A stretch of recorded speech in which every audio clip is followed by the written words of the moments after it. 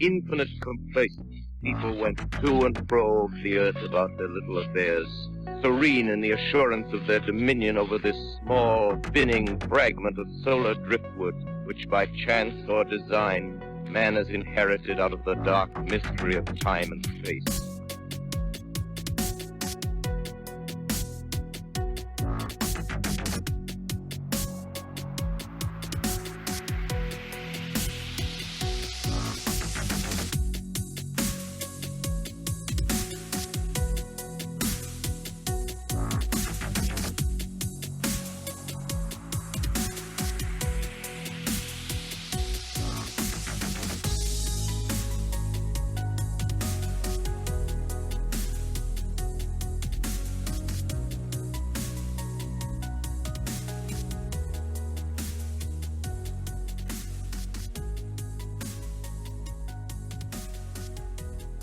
Well, yeah, Sean, so we've been attempting to finally get this recording done for a little while now. We had a little bit of an audio issue going on, but you have rectified that. Thank you so very much. And, you know, within your email, you emailed about all kinds of things. And one of the first things that you brought up, and this is something that comes up all the time when I'm speaking to people, is, oh gosh, well, you know, it's all conjecture. And I'm kind of going, well, you know, is it the land? Is it the house? What's going on? But in your case with some of this stuff, I would definitely hazard to say it was the land. And we're going to get into all this stuff, but holy cow, the place that we are going to speak about has had so much history, not all light and love history and good stuff, that it is pretty easy to maybe peg that down for some of the activity we're going to be talking about, right? And you know, you can address that, but where are we speaking about, Sean? So this is a family plot of land that my wife inherited in Tupelo, Mississippi. And this land has been in her family long enough to where they don't pay any tax on it at all. It was granted to the family. It's been in the family, I think, since the 1880s. And generation after generation has moved out there and left. And at one time it was an actual milk producing cow farm. And then it went into disarray for about 40 years, and then we moved on to the property. And just craziness started to happen. We moved from a city in Florida. I'm not used to really being too far out into the woods, but little tiny things started happening that kept growing. One of the first things that happened was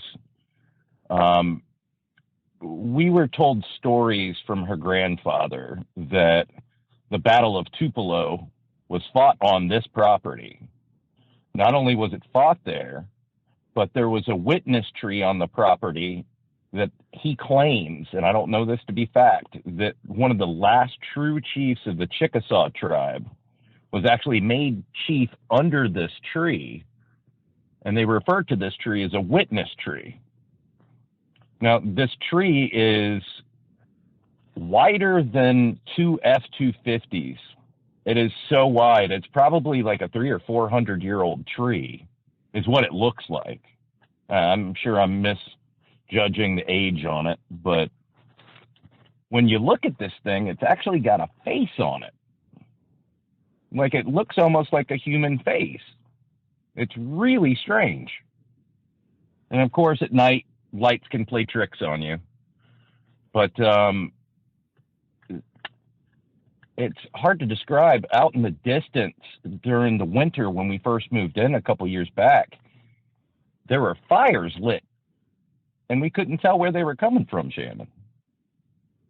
Now, that's actually pretty cool, Sean, just really quickly, because when I went out years and years ago to the Brown property, which they have Sasquatch activity, which kind of, that's kind of cool considering what we're going to be talking about later.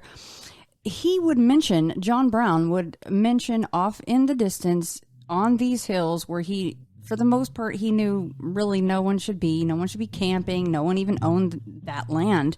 that he would just see random fires, what would look like a fire being lit, and it would go out, and then another one would pop up, some distance away, and it would come in, I think, he would see them like every night for a week or something, and then they'd be gone for months or however long, and then it would start up again.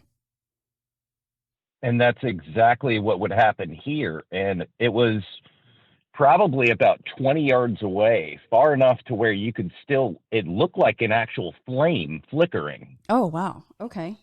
And it would sit there for about 15, 20 minutes. I'd sit on the front porch and smoke a cigarette and just dead eye it, and it wouldn't go away. And you'd walk back out an hour or two later and it would be gone. I mean, only 20 yards away. that's close. You could actually see the flame. Yeah, you could see it flicker. It was that close to the house. Did it kind of, considering the history, did you feel like you should just kind of leave it alone? Like you never had the urge to walk over to one of these quote unquote fires? Oh, no, I did. And the funny thing is the second you get close enough, it would be so pitch black because of the tree coverage out there. This property was 180 acres, and a lot of it were pines that were meant to be farmed that were never farmed. So they're about 40, 50 feet up in the air. And these fires would take place in between these trees. And by the time you got there, it was so dark out, it looked like it just vanished. So you would start to move towards it and poof, it's gone. Oh, yeah. Wow. Well, that's quite interactive, I must say. Yeah, it gets worse. We had quite a few other things happen on the property. One of the weirdest things, and this is going to sound really strange, but the face on that witness tree, it would change. I don't know if it was the weather, and I'm very skeptical, but I tend to keep an open mind. But it was super, super strange. Like the face over the course of a couple of months, it looked like it would have a grin or a frown, or I don't know if I was reading too much into it, if it was pareidolia, but it is a really big, strange tree. And I can tell you that the property was, so many people were into it that we would have amateur archaeologists that would come out, and they would search for musket balls and pottery. And apparently at one time in the mid 1800s, there was an actual a tavern built on this property. And they actually recovered some British pottery. The old school fancy stuff that is literally, it's like an indigo blue and white that you would find on old, really nice pottery. Mm-hmm.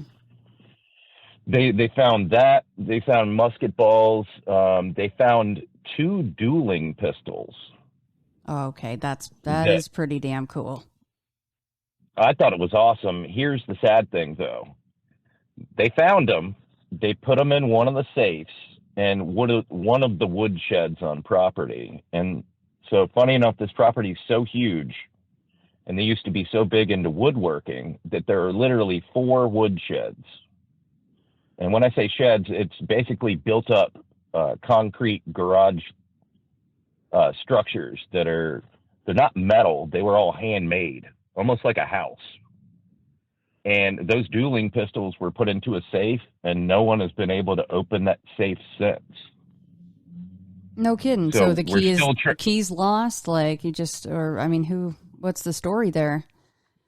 We don't know. And we've literally been trying to find a way to open up the safe for her father has for probably about a decade. Just because they were very ornate dueling pistols. Apparently they were, for hard to describe, like a gentleman's duel, probably. Mm-hmm.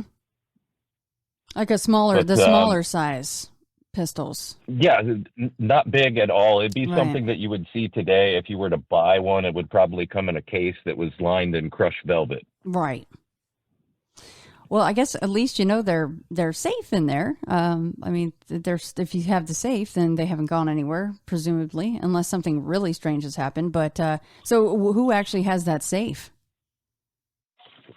So it's the grandfather, my wife's grandfather, basically has the safe, and it's not a huge one, but it's something that it probably weighs 600-700 pounds. Can't really transport it. Oh gosh.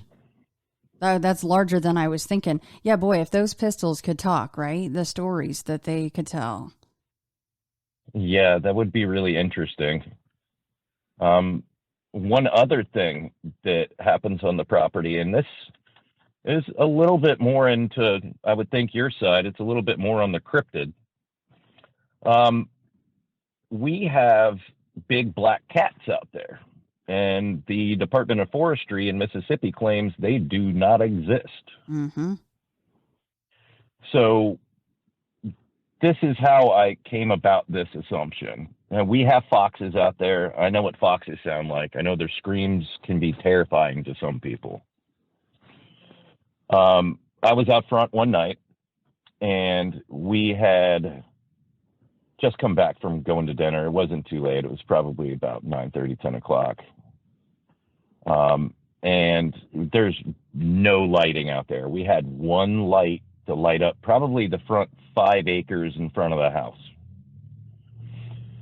We have a freestanding garage that's off to the right, probably about 10 yards out from the front door. And behind it, you could hear the scream, and it literally sounded like a woman being murdered. And it was really strange. It happened 2-3 more times.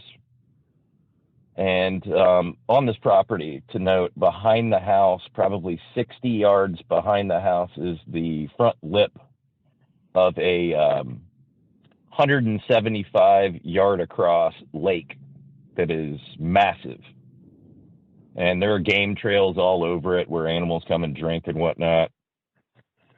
And so I followed this scream like an idiot. I was armed, but I follow it out back. Of course, I lose sight of anything that would have possibly been out there. It was raining a little bit, so you couldn't really catch up with tracks. But the following morning, I go back out there, and there is multiple piles of scat around the lake, and there's fur in the scat. So that means we've got a predator. Put up trail cams, and darn sure enough, there are black cats on that property. How big you think they are? Or the one that you captured on trail cam? This one, I think, is probably 90 to 110 pounds. Mm. It's pretty big. It's a lot of the family members were telling me, oh, it's got to be a bobcat, it's got to be this. And then I show them the trail cam footage, and they couldn't believe it. I actually went to the one of the local wildlife guys that my wife's father is friends with, and he couldn't believe it either. And he basically told us that he believes that they were just migrating. Mm. But it would only happen in the winter months. So I'm not too sure.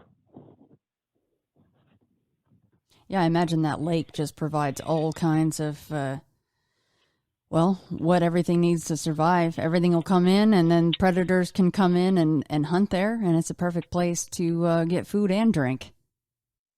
Well, we were really lucky for having lived on this property because the lake behind the house, it actually has largemouth bass in it. At one time, there were beavers. It's hard to describe how grandiose and how big this lake is to you. It's massive. In order to see the whole thing, it's literally a 45-minute four-wheeler ride around it. Okay, that is massive. Yeah, it's huge. So those are a few things that have happened out on that property. And Is there anything else that you can think of that I've noted that you would Well, like to speak on that yeah, property? Because there's so much. yeah, and actually, I was wondering if you meant one and the same, or if this is something different. Because you brought up the fact that you confirmed there was a big black cat, and cats are known to yell and scream and make weird noises.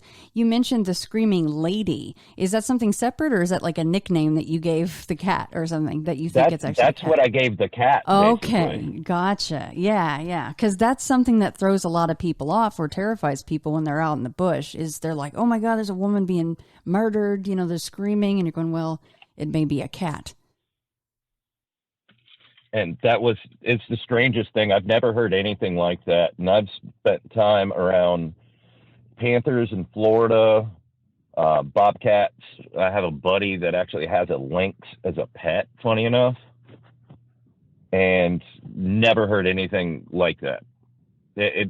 I've done a little bit of research into it. The closest thing I can think of it would be like a mountain lion, but that dark coloring on it, they claim that's super rare.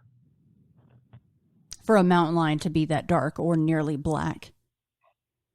Yes, ma'am. Yeah. Oh, that's pretty cool. Do you still have the screenshot of that trail cam? I do. I need to send it to you, and I've got some other photos. I only sent you one as a teaser, but I have more that I need to send you. Yeah, that'd be cool. And in fact, let's see if I can do that now. Try to send it over to you. But yeah, and actually, Sean, because we're talking about things like, I mean, for lack of a better terms, when you call maybe a spook light, these fires that are being lit and then they go out and they pop up in another place. So essentially spook lights in the classic sense. Do you know more about, maybe just a generalization about the Battle of Tupelo? Like how many people, what was the deal with that? How long was it fought? Do you know any of the stuff on that, even in general? In general, not as much as what I would like to. I spend a whole lot of time at work these days, and just moving into this new house, we haven't had a whole lot of time to just do ourselves. But in the general idea that I know of, and I've been to, there's an actual museum for the Battle of Tupelo, funny enough, that is not even a mile away from our house. So, meaning the property that we just moved off of. Right. I do believe it was actually a pretty significant battle. And I know that it had to do with the volunteers coming out of Tennessee on the southern end. And apparently they had significant casualties. Apparently the North took out quite a few. But the story is from the grandfather that they spent a lot of time resting on our property, and that it came to a head, and that the South basically, when they went to flee, our property is where they went to. Mm. Yeah, you got to imagine a lot of just heavy hearts and stress and everything just soaking into that land there. It is significant enough to where the family calls the land the Chief's Lodge. Wow. So, wow. And it's pretty crazy. I mean, for all that energy to be there, and then, you've got things like these spook lights and random fires popping up and things, and that weird face in the tree. That's extremely interesting because trees generally, they grow pretty darn slow. So it's kind of interesting that you noticed enough that it looks like it's smiling, then grimacing, and that's kind of cool. One more thing that before we move into the stuff that you just mentioned to me, before we began, is you mentioned a shadow person or people in the home. Yeah. It's something I tried not to acknowledge while we were there. Through my research and everything that I've read, and like I told you in the past, I've tried to research into this field for probably almost 20 years. And everything that I've basically read is if you give it credence, you give it power. So I tried to ignore it, like not even acknowledge it, not even notice anything, just go on with my business. And it tended to be in the hallway on this property, and it wouldn't be a full figure. I would get usually from like the upper torso, but there was a couple times that I would be in the living room, and our hallway would be off to the right, and this hallway had 3 adjoining rooms connected to it from the living room just off to the right, and if you were to go straight ahead would be the opened up kitchen. And I would just be sitting in the living room, and you would see something peek its head out, and it would always be like in the corner of your eye, but it would be enough to where you could see movement. And that's one of the few things that kind of unnerved me on the property. It would be bad enough I would be on my phone watching a YouTube video, and I'd put it up in front of the hallway so I wouldn't have to look down the hallway. That's how often you would see this thing. Wow, that's crazy. Sorry, no, go ahead, Sean. Sorry. No, go ahead. I would say there wouldn't be too much interaction besides that, but it was freaky enough, Shannon, especially hearing your story on Shadow People, to where I couldn't look down that hallway. And the sad thing is that we would put night lights down the hallway just to see if that would if it would help at all. Every time we would put one in, the bulbs would go out. How long would they last? Sometimes a day or two. And this is where it got even weirder. After there was a time to where we put a bulb in every couple hours. The electrical panel went out in that hallway. Call an electrician to come back out and fix it. It maybe lasted a week. It was super strange, and it was just in the hallway. And your wife saw this thing as well. She did. In fact, she considers herself to be an empath, because her and her father both actually have problems with sleep paralysis, but she tends to think it's a little more on the opposite side of actual paralysis. So if she's an empath, I can't imagine it was very easy for her to live there. How long were you guys there for?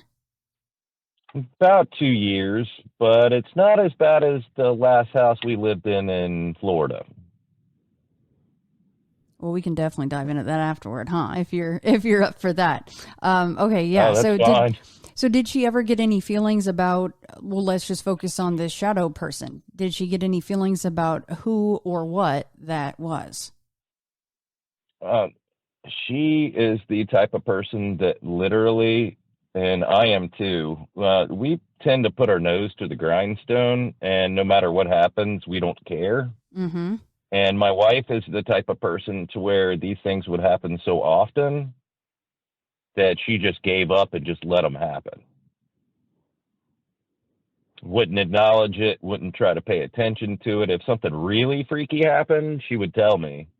But most of the time, she wouldn't even tell me if anything was going on. So she just keeps on trucking. So she's a brave, strong lady right there. She just keeps on going. Strongest lady I've ever met, so... So this house, you said, is obviously quite old. And my question about the shadow person is, was it always peeking around the same corner each and every time, or did you see it in other parts of the hallway or around another corner? It was mostly in one same spot. And what makes me think about that is it almost makes me feel like it's a residual type haunt. Yes, if exactly. It's actually a haunt. Right. I mean, you can't really quantify these things. Right. Yeah, that's kind of what I was getting at. And I was wondering if you guys were seeing it in other spots or not. I mean, the peeking, of course, seems very interactive, but that could still be a residual thing, and you just happen to see it peeking around the corner, right? So you're like, oh my God, it's watching me. But it may do that when you're not even there. That's the thing. It was really weird. To me, I would only notice it on certain days of the week. What days? Like usually, this is going to sound funny, and this does not involve any form of inebriation whatsoever. I would usually see it in the early afternoons on the weekends, which is weird. There's more light out. I'd see it at like 1 or 2 in the afternoon. That is so interesting. Yeah, because then that even lends probably more to it being residual, right? Like, I don't know. That is, the shadow person thing is obviously near and dear to my heart. So I like getting all the details that I can about that. Was there anything strange about, well, not that it's not strange in and of itself, but as far as the shape, like I just had a talk with John R. Myers for my Patreons, and he saw a shadow person that had this elongated neck, which is pretty freaky. Did it have any weird proportions to it? The part that you saw? It did. It almost had, the curve of the head was different. And it literally, it's hard to describe. It almost looked static-like. Mm-hmm. Like it was there, but it wasn't, but it was almost like it was pixelated. And the back of the head would curve, not to a point, but almost to almost like a melon shape, but much shorter, just a little more rounded. Yeah, that would freak me out too. I'd have done the same thing. I'd have been like, let me get my phone or iPad and just block that part of the hallway, because you don't need to see that, you know? That's literally what I would do. I would turn on the TV, turn the subwoofer up, and put the cell phone up to my face so I didn't have to see it. I don't blame you, man. That's totally different seeing one in your house. No, thanks, no. Well, yeah, would you mind covering a little bit about this Florida house? This is where you'll find this one to be super interesting. So, moving to a place out towards the beach in the area that we wanted to move to, and it's super expensive out there the closer you get to the beach. This is in northern Florida. Ends up being a 2-bedroom, 2.5-bath townhouse. Really good square footage. I think it was like 2,400 square feet. We liked this place enough. We kept it for about 7 years, and we were renting. And when we moved in the first day, and this is something that I made sure that we left after we moved out of this location, we walk into the kitchen, and there's a really weird music box. And there's a couple little trinkets sitting on the counter in the kitchen. And it played this really weird song. It almost sounded like it was Oriental, like something you would find over in Asia. And it wasn't anything that you opened up and looked at. It's hard to describe. It was like purple and white in the shape of a mountain. And I think it said something on it like, "Let's be friends." Something really creepy. So we found these weird trinkets sitting in the corner of this new house that we moved into. And of course, we left them there for the whole 7 years. The kitchen was so big, they were ornate, so we left it in the corner.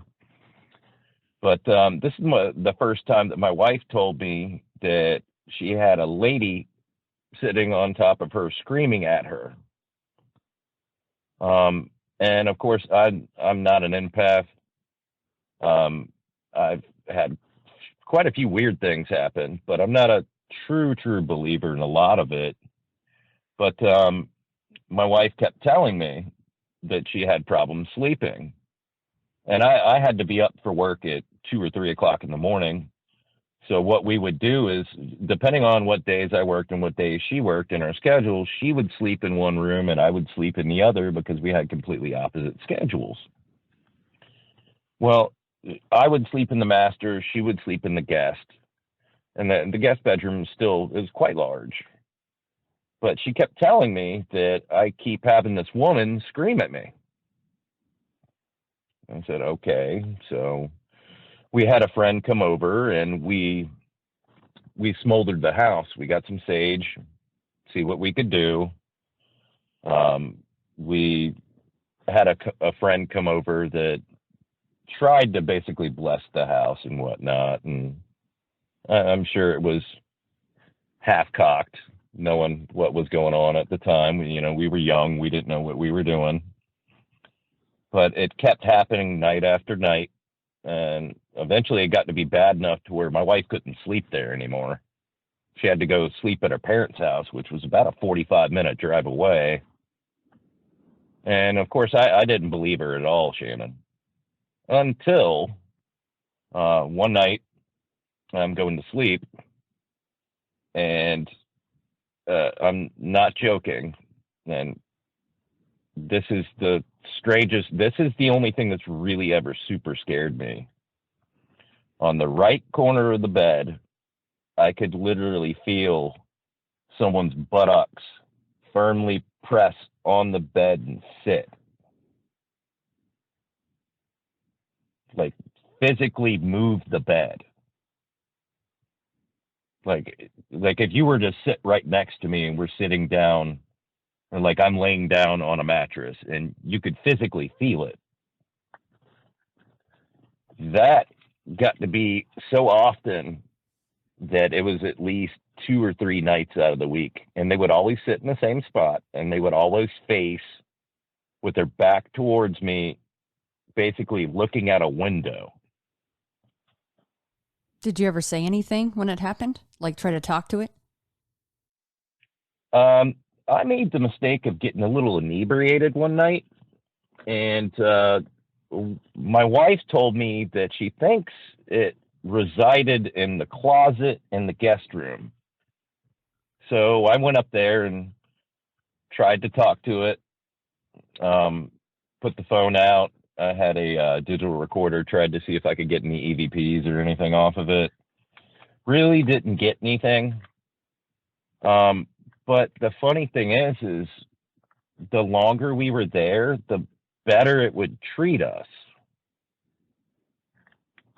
So, like, it's hard to describe, but eventually I got to the point to where when I would feel it sit down on the bed, I would kick with my leg exactly where it would be sitting and yell at it and tell it basically, I got to be up in the morning. You got to leave me alone. And slowly but surely, it didn't really go away, but it seemed to be more friendly. But your wife, or maybe she didn't know, did she feel like the thing sitting on your bed and then this lady sitting on her and screaming at her was in fact one and the same? I don't think so. Because I think it almost felt like I was being looked after. But, I mean, it still creeped me out. Mm-hmm. But my wife was terrified of it. I still can't believe we stayed there as long as we did. It freaked her out that much. Yeah, that she's driving 45 minutes to her parents just to sleep. That's a lot. Yeah. And the drive to work from her parents' house was almost an hour and 15 minutes, and she would almost do that on the daily. So which one of these things lived in the guest room closet? Her screaming one or the sitting one? From what we can figure, we think it was funny enough, the screaming lady again. But, yeah, that's what we think it was. It was the one that was more angry towards my wife, I guess. It's always a basement, a closet, a hallway. Hallways are very infamous for having activity. I guess, people walk down hallways an awful lot. The closet thing is kind of different, though. People don't normally leave a whole lot of their energy in the closet. Their clothes are in there. Maybe that is what gives off the energy. Yeah. But your wife, when she says empath, because there's so many different levels, and some people can see things, other people can feel things.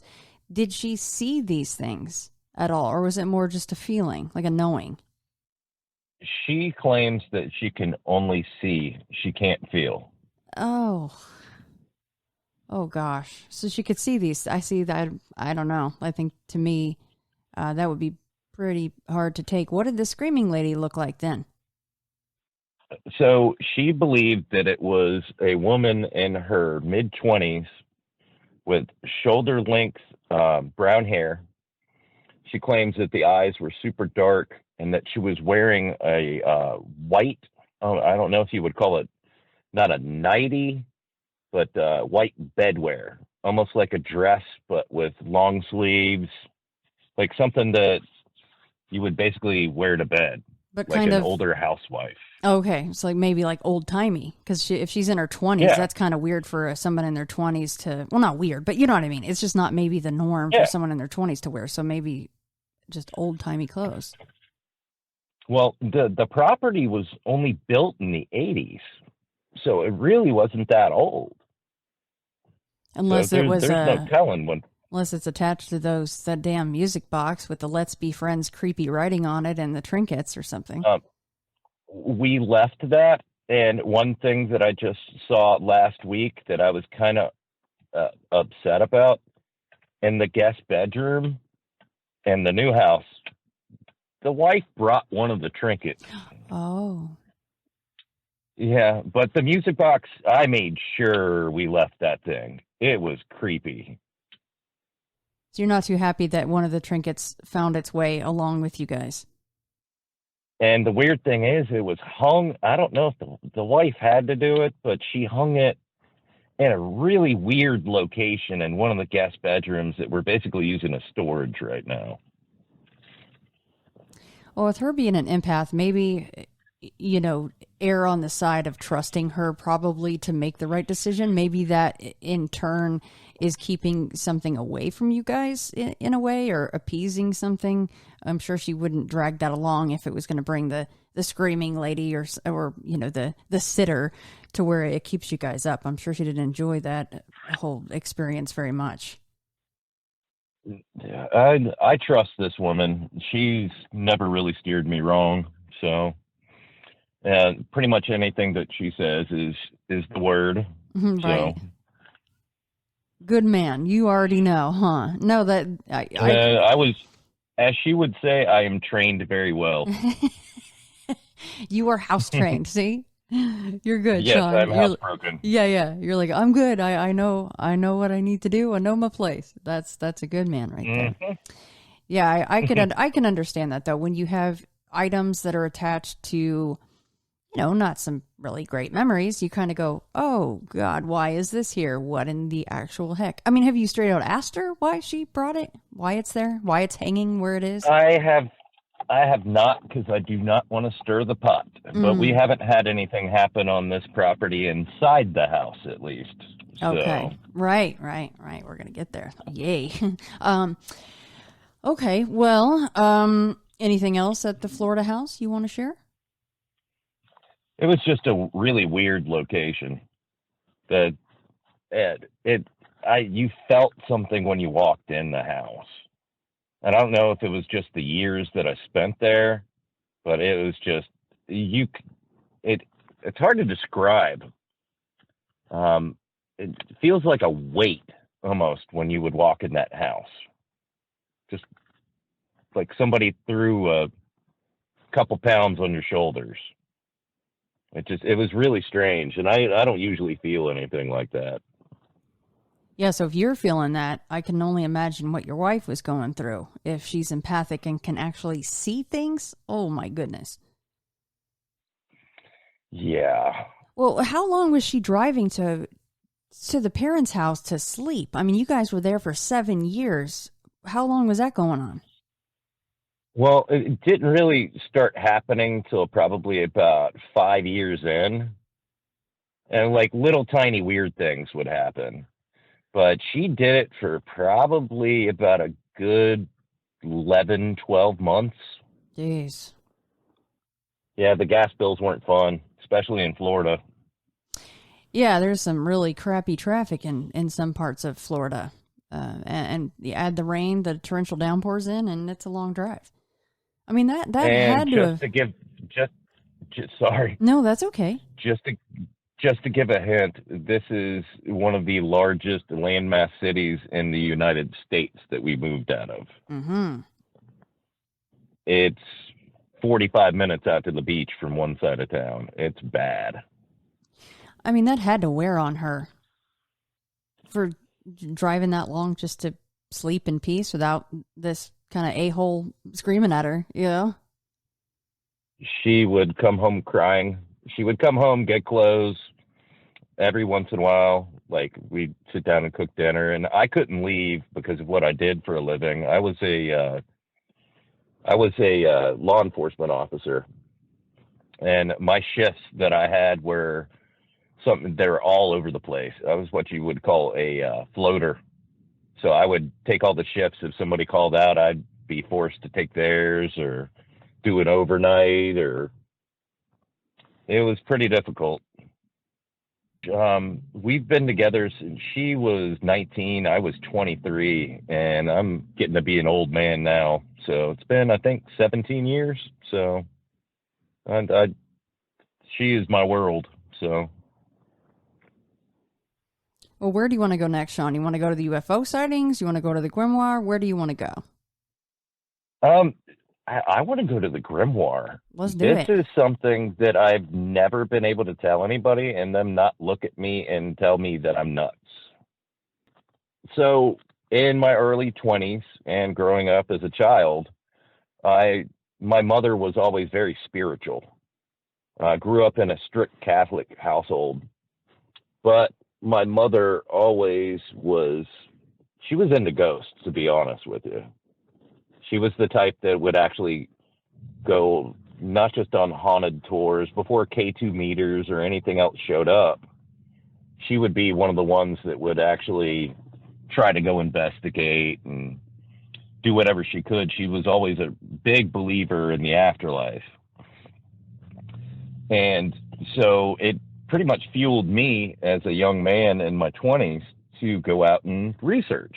And I was lucky enough to work with a gentleman for about 4 years who was so deep into research, and I wouldn't say practicing the occult, but researching the occult, that every day he would bring me either a new book or a magazine, or he's the gentleman that basically introduced me to Coast, that started piquing my interest.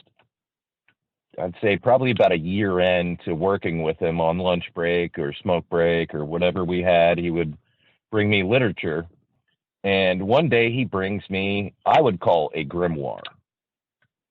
It had all Roman numerals on the front, and we're not talking little Roman numerals. I wish I knew what the book is. I could probably call them and find out right now.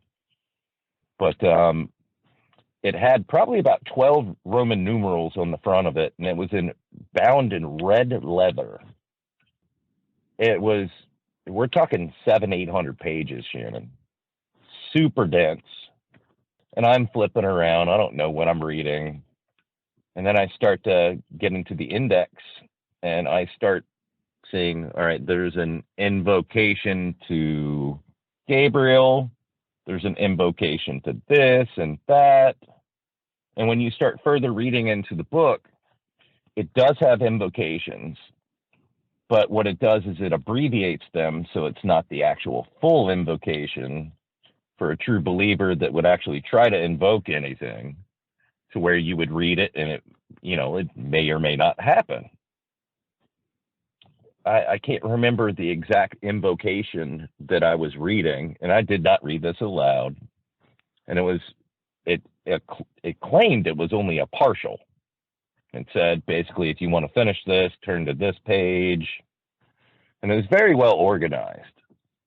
So I read this, It was a Friday. This is before I met my wife. I think I was 21 or 22.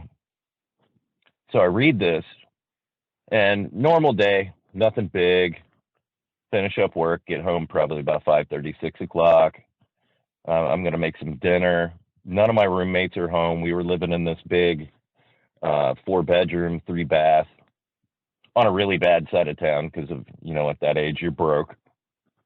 And I'm opening the refrigerator, and I hear this scream. And this is probably the most scary event I've ever had happen in my life. And I've had guns put to my head. I've had knives put to my throat. I've had all kinds of physical things happen, and I'm not a small man. And the scream comes from out of nowhere, and it freaks me out enough to where I shut the refrigerator, and I'm thinking to myself, all right, I'm going to get changed. I'm going to get out of here. I'm going to go to a buddy's house just to be able to get out of the house. The second I grabbed my doorknob, and this room that we had, it was painted green. We used to refer to it as the green room. And depending on who was living in the house, depended on, like, if you had a girlfriend living with you, you got the master, and we would switch rooms every once in a while. But I went to go grab this doorknob, and the second that I grab it, it goes stiff. It won't turn.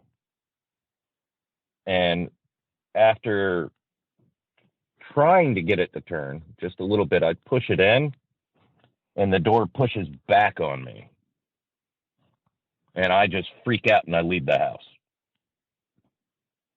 It's still, I can remember every second of it in my mind, exactly how it happened. I can tell you exactly what I was going to make for dinner. It's impressed into my brain far enough to where it gives me shivers just thinking about it. After that, I went and I talked to my coworker about it, and he actually believed me. Now, do you remember what you were reading in the grimoire at the time? So there were a couple different invocations I was looking through, and this is what baffles me, is that one of the invocations that I truly remember reading was supposed to be an invocation to the Archangel Gabriel, funny enough, which makes no sense to me. There's a photo that I will send you. It's one that I took of me holding a book because I was talking with John Paul Capice at one time about these very things. And on Amazon, you can buy these grimoires. And I got the 3 magical books of Solomon. It includes the Testament of Solomon and his greater and lesser keys. And that's all in one book. But the cover of it has got, this round symbol and kind of this pentagram looking thing and some Roman numerals. So I will send you that once we're off of the call here. And I want to see if that's possibly the one that you were also reading. I mean, there are several, or maybe way more than several, available on just even Amazon. I mean, obviously yours was like leather bound. It was like a serious one, but there's all various copies of these things to where the invocation thing, like kind of yikes, And so even though that was abbreviated, seemingly something came to say hello to you. And like I said, it was probably the scariest thing I think I've ever had happen. And I'm a skeptic, but I've seen so much to where it makes me like almost a believer. Like a little bit more than probably a believer. Like it continued the research on another decade. Now, what about when you returned home? Was there anything going on after that, or was that it? That was it. Nothing else happened in that house. I think I moved out probably about 6-7 months later, and that was it. It was done. Did you keep reading from the grimoire at all? No, that was abruptly returned. Good man. Very good choice. What did your friend say? The one that gave you the book when you told him what had gone down? He refused to give me literature after that. Not necessarily refused, probably on the lighter note. Right. Would give me, I think, do you remember Fate magazine? Yes, of course. He would start bringing me copies of Fate magazine and a couple other things here and there. Right. Nothing as hardcore as what it was before. Maybe you are a little bit more powerful or empathic than you think. Then, if you can just read from the grimoire and maybe manifest something. I mean, I don't know how else to quantify that, but I suppose it's no different than opening the door by using a Ouija board, right? And which I refuse to touch, but I have had readings done and tarot readings, and I've had 3 that have told me that they think that I'm an emotional empath. That I can basically feel the tension in the room before it happens, and I'm almost a believer to it. Because when people get angry or whatnot around me, it deeply bothers me. Sean, what did that scream sound like when you opened the fridge? Which reminds me of Ghostbusters big time, by the way. I mean, that was a growl, but, same thing. It just popped in my head. It was closer to, yeah, sorry about that. It was closer to a growl. Oh, it was? Oh, but how nice. But here's the weird thing. The way that it sounded, it didn't sound like it came from one location in the hallway. It sounded like something screaming, moving in a circular motion. That was the weirdest thing for me. If it was some random scream, we didn't have any animals at the time. If it was a random scream, I think I would have acknowledged it and been like, oh, okay, not a big deal. But this was enough to freak me out. And at the time, I was working a job. Even though I was young, I still had to wear a suit into work. And of course, you want to take that thing off. I left the house in the suit. Well, at least you could get out of the darn house after it's trying to keep you in there. No thanks. I don't blame you. Here, take your book back. Thanks, buddy. Yeah. But I find it strange that I've had so many off-the-wall things happen, and they all fall into so many different categories. That's all right. That happens. Yeah, but researchers such as yourself and even Ryan Sprague, we search for things like this, and, it doesn't happen. How am I weird enough to have so many things hit so many different categories? Well, I think that one of the things that you brought up, and this doesn't answer anything because I don't have any answers, but, you mentioned that your mother was very spiritual into ghost hunting, and, I bet grandmas and maybe grandpas or whoever, a lot of times this stuff follows a bloodline, and I'll bet that it's kind of one of those things where even the emotional empath or any kind of empathy on the spiritual side would follow that same bloodline. So, some people just seem to be kind of if I can speak, magnetic for these things, and things are just drawn to them. And that brings us on to other stories too. Yes, please. We could almost do a part 2 on this with what happened with Grandma. So I didn't even touch on that topic. And she just recently passed, and we had a couple strange things happen with that too, funny enough. With your grandma? Yeah. Just to go off on a side note, the day and hour that she died, we took her out of hospice due to COVID. We wanted to be around her. And it was a really hard time. My parents rebuilt a quarter of their house just for Grandma because we thought she was going to make it. Did a handy, capable bathroom, all that good stuff. And her nurse that would pretty much be there most of the day, my mom comes home and she basically tells me, she's like, my dad, she's like, he just walked in the door and went down the hallway, and Dad wasn't home. And it was literally the minute that Grandma passed, and she was like, he had a smaller gentleman with him. And we think that was a close friend. My mom thinks that was Grandpa coming to get her. Oh. He was a smaller. So which one was? No. So the Grandpa was 6'4". That's how big my dad is. Oh. And one of his best friends was a short guy that was only probably about 5'3". Oh. And that was Yeah, in fact the exact same time that she passed. It was probably a minute or two. She passed right before my mom got home. My mom got home minutes after.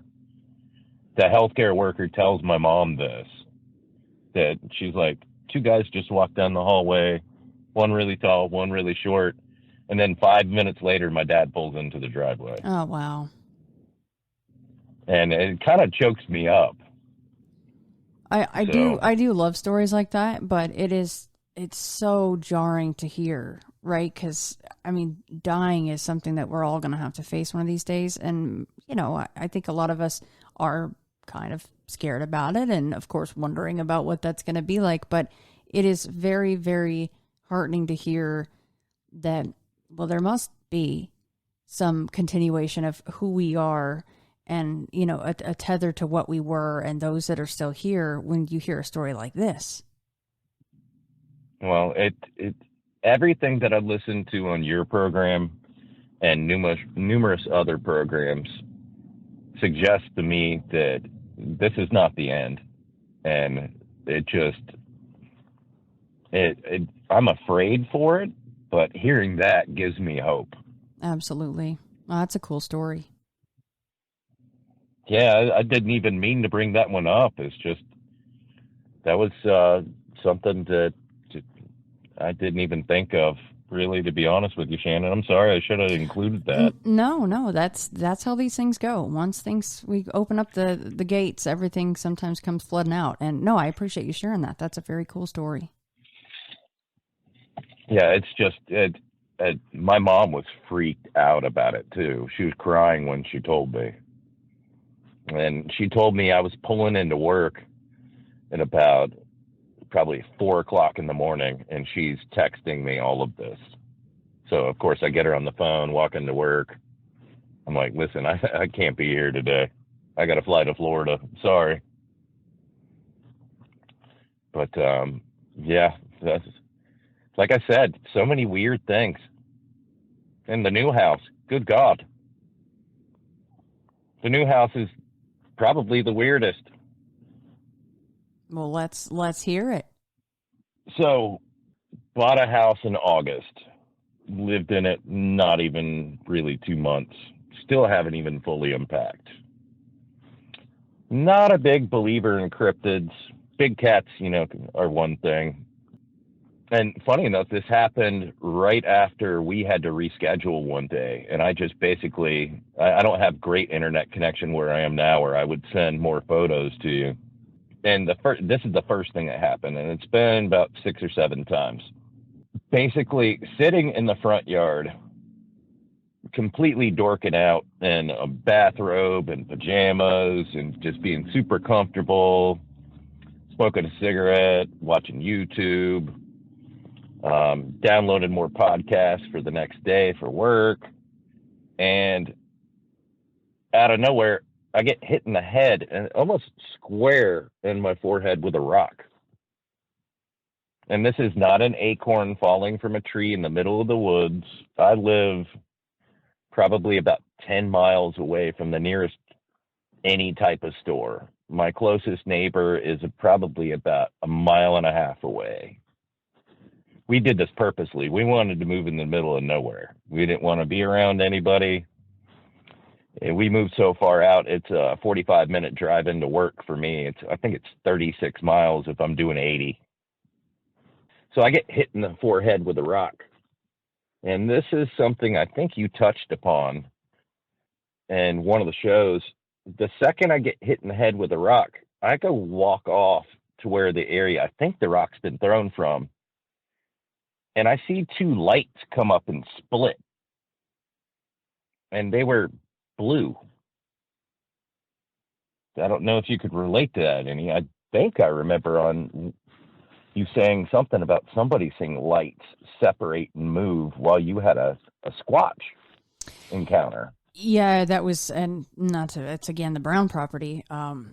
But we were out there for, of course, Bigfoot, because that's what was going on there. Besides, of course, I brought up the lights earlier, right? So he did actually have other activity, but the main stuff was the Bigfoot.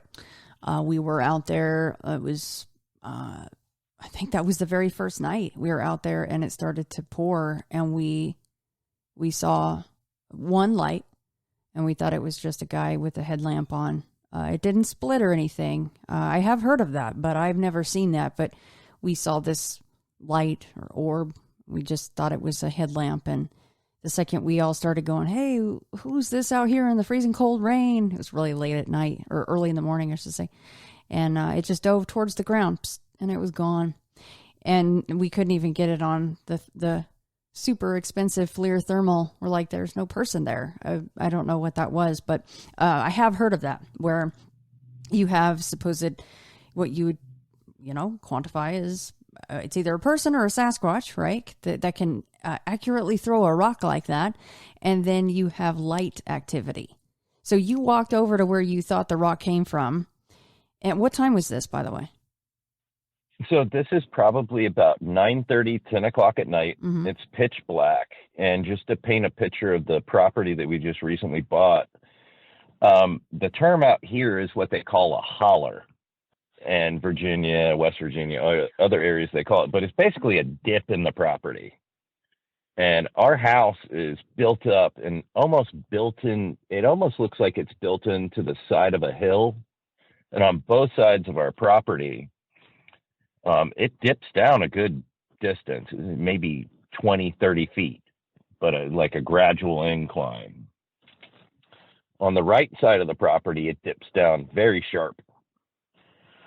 I would say probably about 15, 20 feet. And if you're walking, you will fall down that. It is dangerous.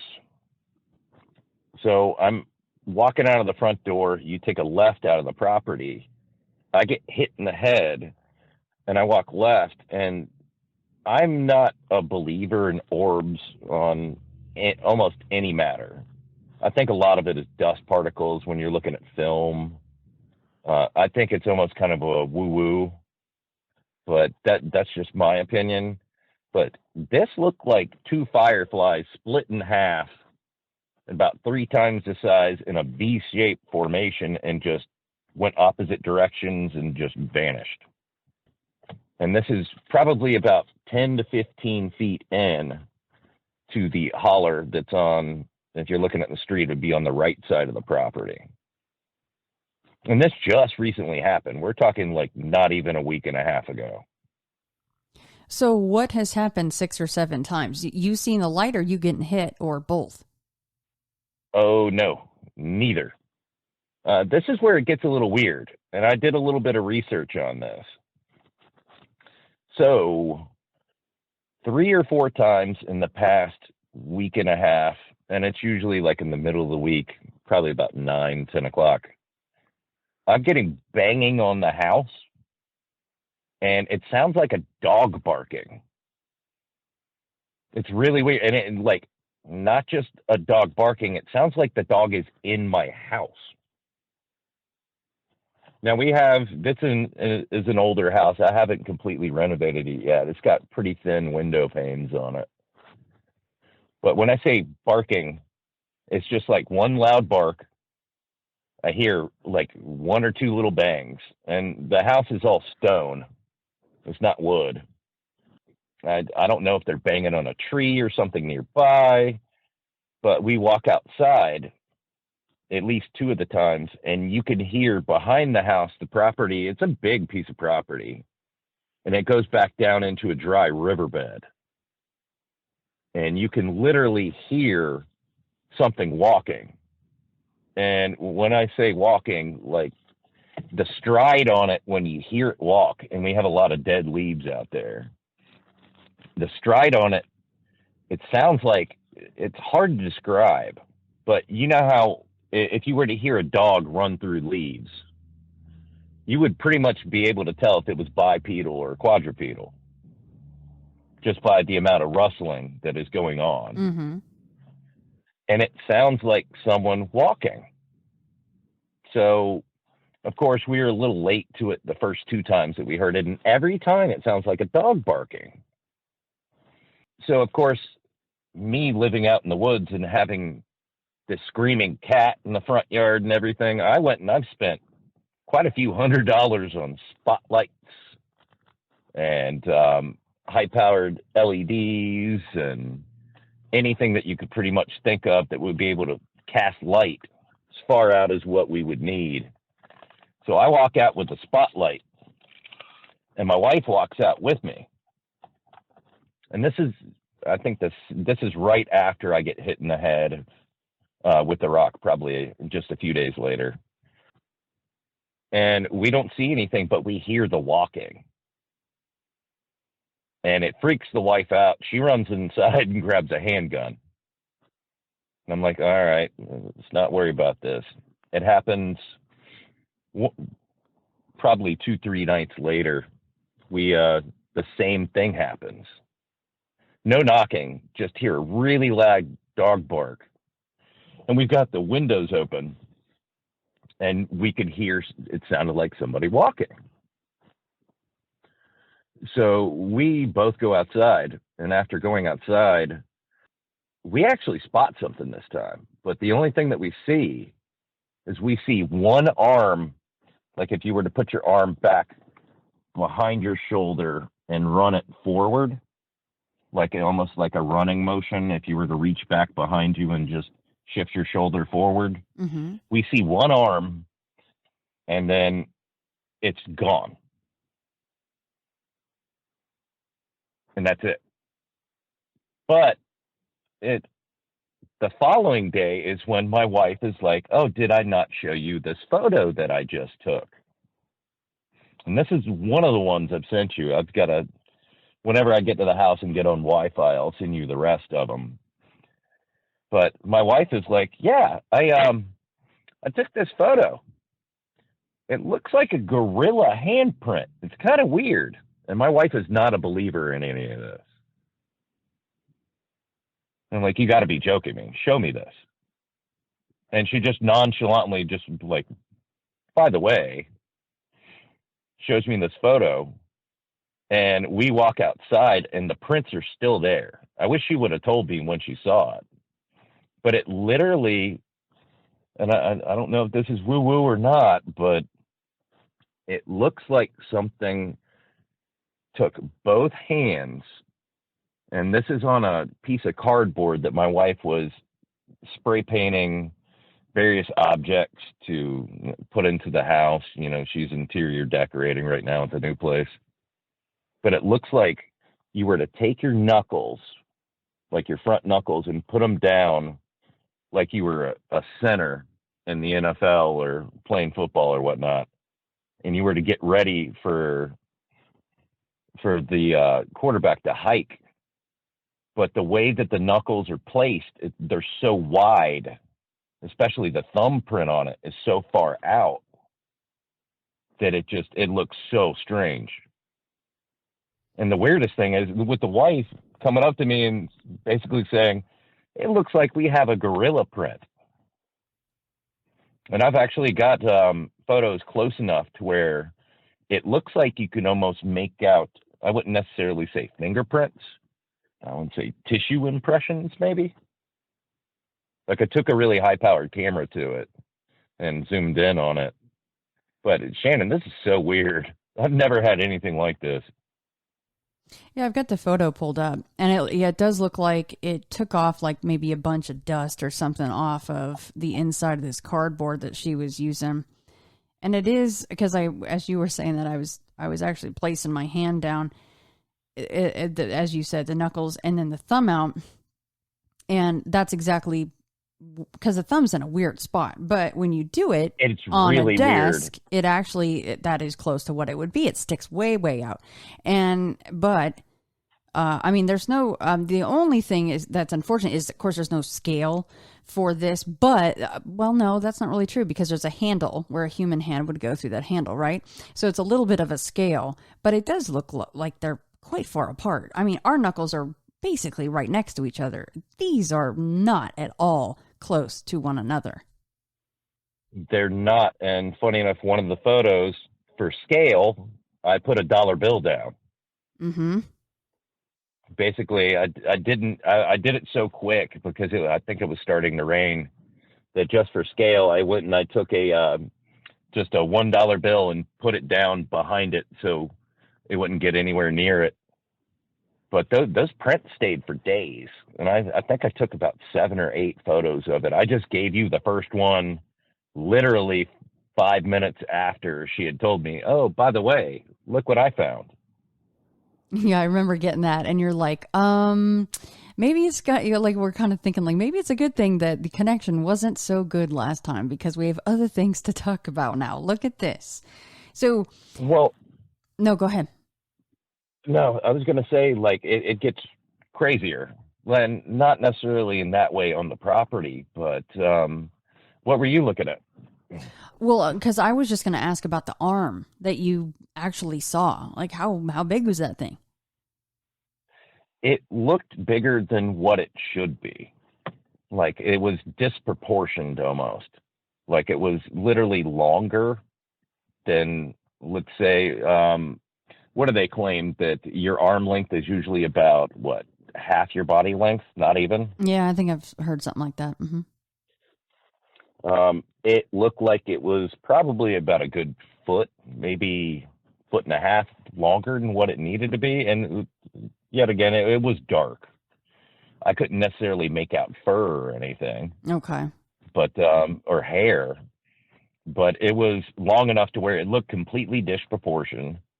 And I'm actually going to go to, we still haven't even met any of the neighbors yet. That's how fresh we are on this property. So I plan on going to one of the neighbors that I haven't met yet and asking questions because we are hearing long howls. We don't hear wood knocks or anything, but we're hearing long howls, like really long, like let's say like 25, 30 seconds. Like the Ohio like howl kind of a thing? Because that one is a long peal. I wouldn't necessarily say as long as the Ohio howl. That thing is noteworthy. Yeah, it is. But close. I mean, close enough to where that you can identify with that. Close enough. Yeah. Yeah, it would be good to get in with the neighbors and at least go fishing and see what you drag up. And another thing to add credence to it is, yet again, we moved on to a lake. So our creek bed that we have is basically overflow from the lake that's behind us, and we moved on to a massive lake. This thing is so big it's dammed. Oh, God. And there's not a whole lot. Yeah, it's huge. Okay. Wow. What about, have you had time possibly to look at just straight up reports that are documented online in the area?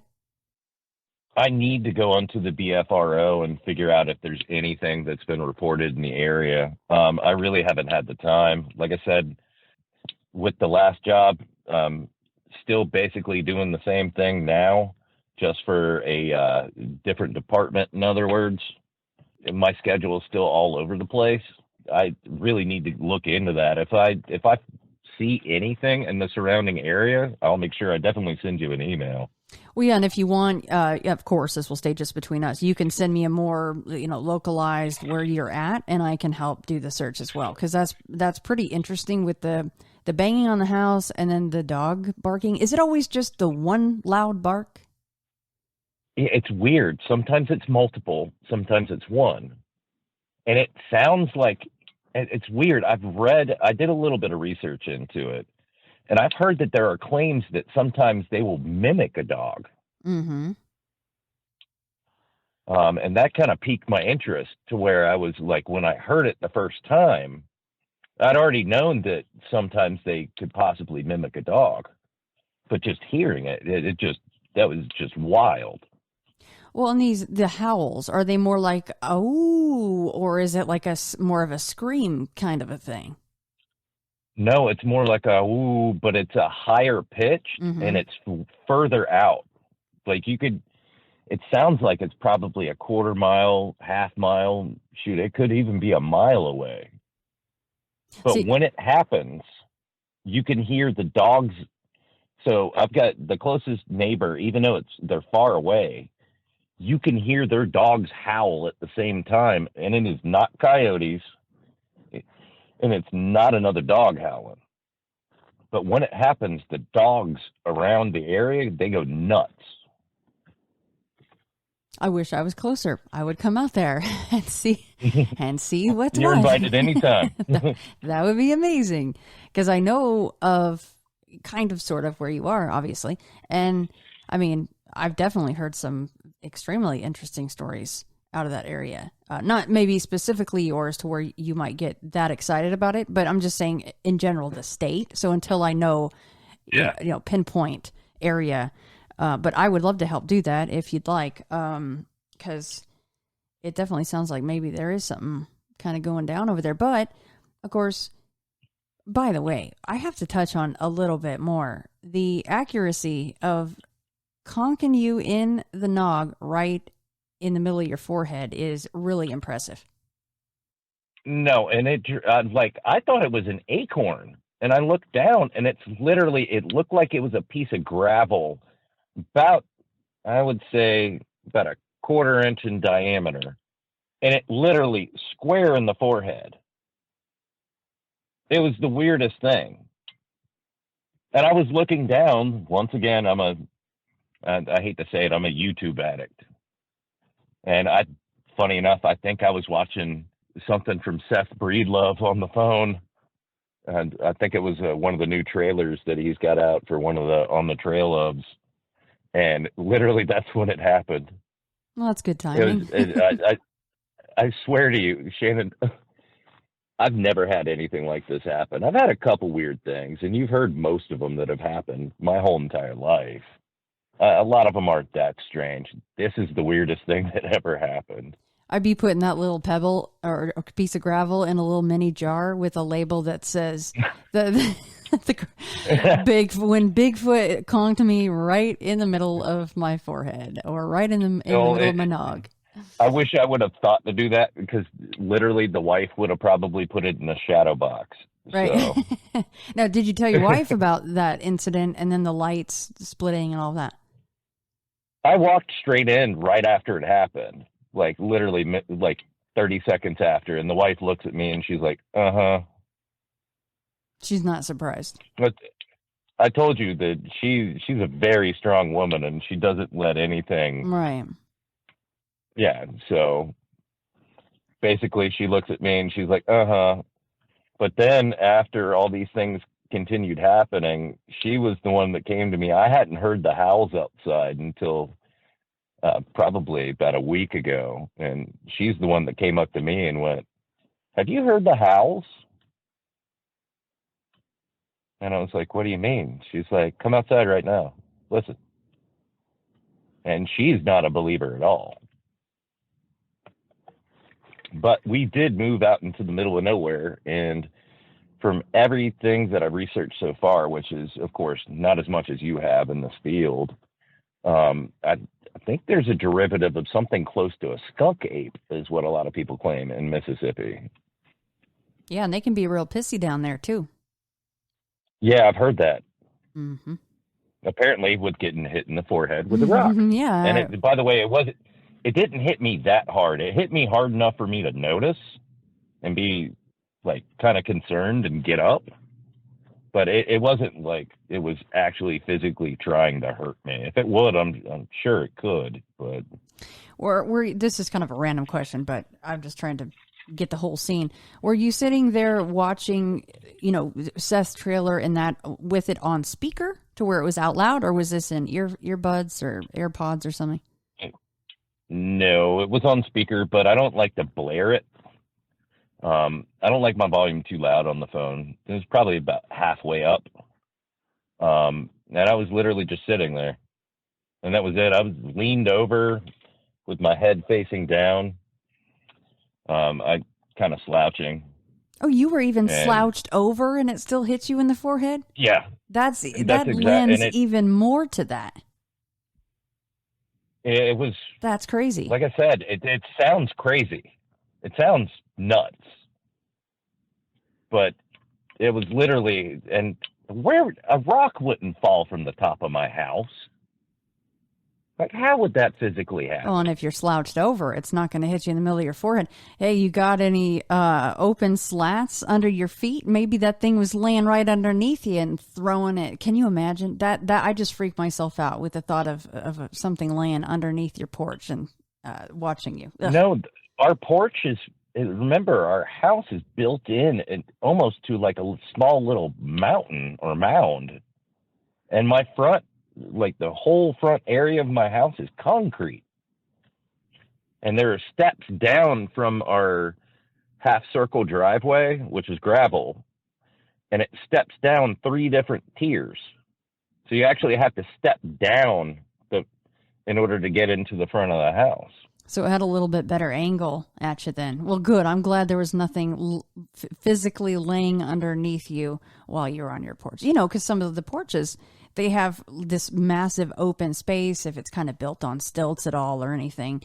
So, no, that's good. Yeah. Concrete. I like that. That's better. But still pretty incredible, the accuracy with which that was thrown. But, of course, you know, you have possible what we might call either crazy person or Bigfoot activity. It's either one or the other. And then you have this light. So, and I've had the very same experience.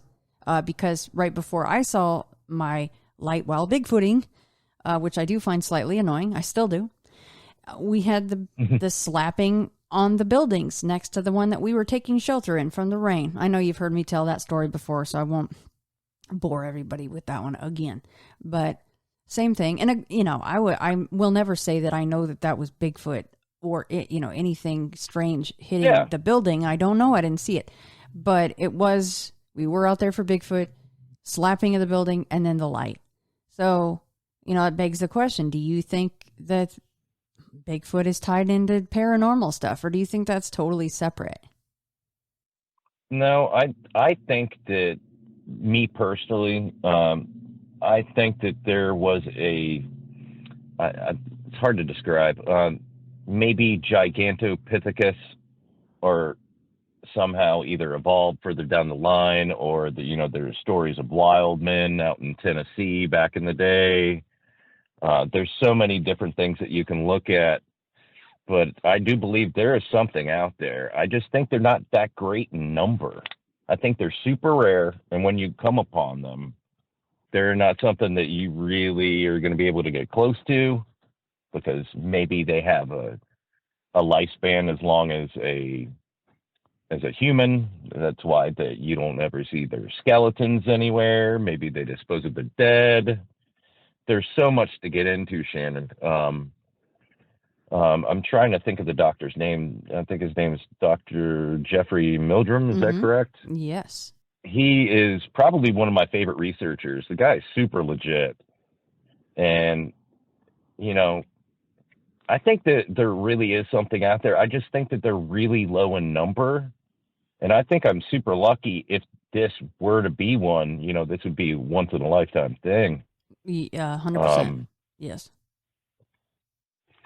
It blows my mind that, you know, the town we were living in, you know, we could move, 50, 60 miles away and something like this happened. So hopefully that kind of answers something. I mean, there's so much to it.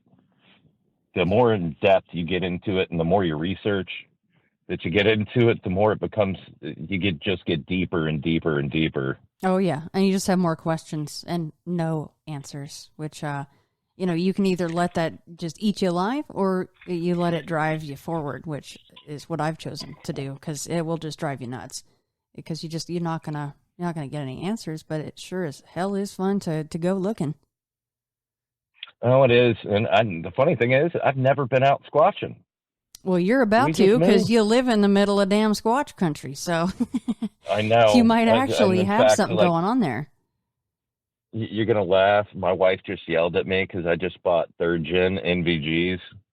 Oh, I'm so jealous. No, but see, that's Oh, the kind of thing that I even saw somebody just tweeting about this. I don't know if it's Cliff Barrickman or somebody was saying anybody that is really serious about this, especially if you live in a place where it may be going on, for goodness sake, if you have the means to invest in any kind of night vision goggles or thermal, do it, because there are a lot of things that can sound really freaking big and your mind plays tricks on you. And that way, for the most part, if you can get close enough and it's, not hiding behind a tree and you go, okay, well, that was a big old raccoon. Okay, that was, that way you can identify things very quickly. And having disposal of, or at my disposal, I should say, at most of these locations, somebody always had one of these toys.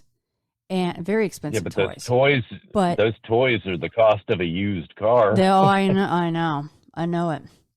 The one that Kirk Brandenburg had while we were at the Brown property was around $5,000, and this was 8 years ago. And I know that they change, iterations. There's new models and all of this and that, but I mean, $5,000, that's nothing to shake a stick at. That's not chump change. But if anybody can ever, I just can't say that enough. And I totally agree with whoever, I saw that on Twitter the other day. I was like, oh my God, yes. Because there are so many times you're like, oh my God, it's something massive over there. And you look and it's just this fat raccoon just digging around in something, and you get carried away and you get excited and everything just kind of gets amplified when you're out there in the bush. But, cool toy, Sean. That is amazing. Well, here's what we'll do. Not the most expensive one, but from what I hear, third gen is apparently the best generation that they made for it. So that's why I kind of went that route. No, that's awesome that you did, especially if you have stuff like that going on. And it's just cool to see what you have going on your property if you're out there in real time and you can see, oh, there's deer and raccoons and all this other stuff going on. But, well, I want to send you the picture of that book because I'm just curious. There's other grimoires, but I'm just curious if this is the one, because when you started talking about the cover, I'm like, well, could be, but a lot of them could have the same cover. And then if you want to send me any other pictures that you wouldn't mind, just make sure you let me know if it's for me only or for public consumption. Yeah. And then we can also converse more on just your property. And I'm going to try to find out more about just reports in your area, what's going on, as far as times of the year. That'll be kind of interesting to see as we move forward. If it kind of dies down at certain times of the year, which seems to be a lot of times what happens. But we will definitely be keeping in touch, Sean. But before I let you go, okay. Did I skip over anything? Did you need to say anything else?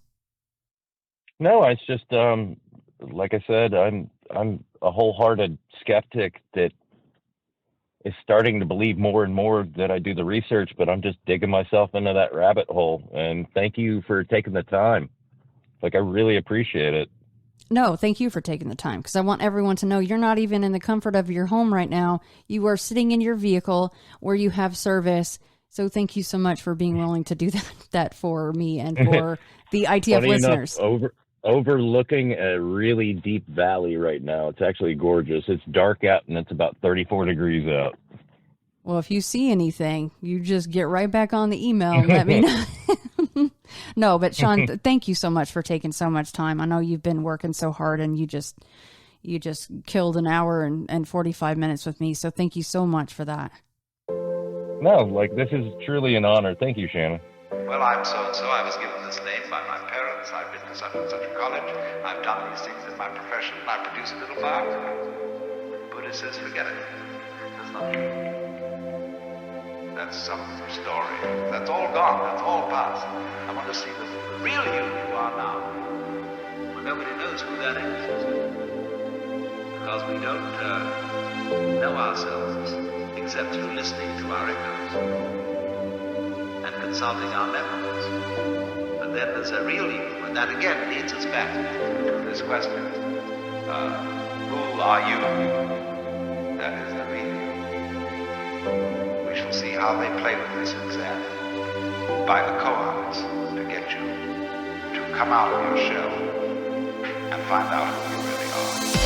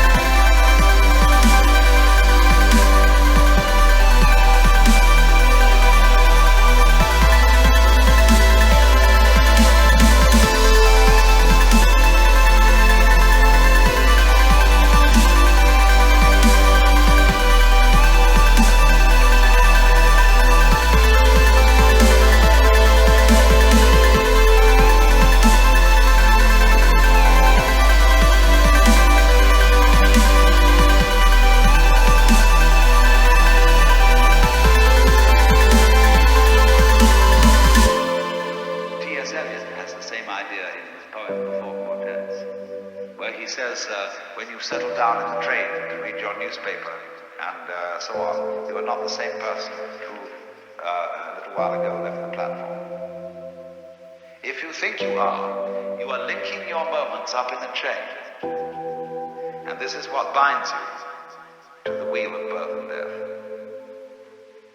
But when you know that every moment in which you are is the only moment, this comes into Zen. A master will say to somebody, "Now get up and walk across the room." And he comes back and he says, "Where are your footprints?" They've gone. So where are you? Who are you? When we are asked who we are, we usually give a kind of recitation of a history.